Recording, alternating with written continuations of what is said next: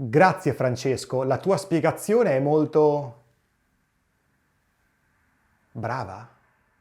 Benvenuto o benvenuta in questa pillola di italiano.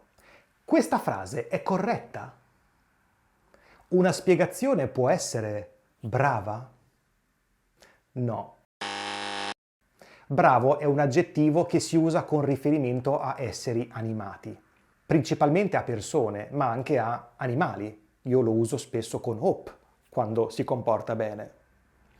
Bravo ha due significati fondamentali. Significa abile, capace di fare qualcosa.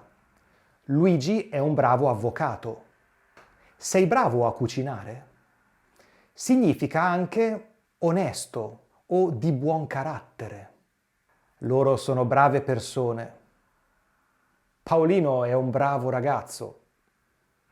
Hope è una cagnolina molto brava.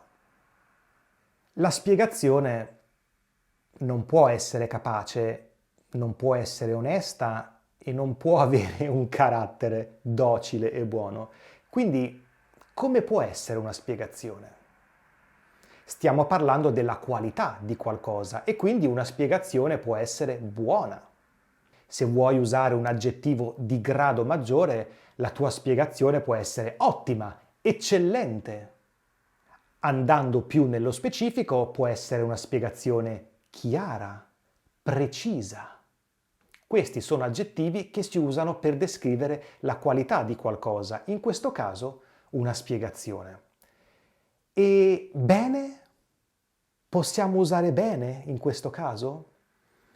No, perché bene è un avverbio e quindi si usa in accompagnamento a un altro verbo. Per esempio, Francesco spiega molto bene. Con te imparo bene l'italiano. L'avverbio si riferisce ai verbi spiegare e imparare. È tutto chiaro? Fammelo sapere nei commenti qui sotto.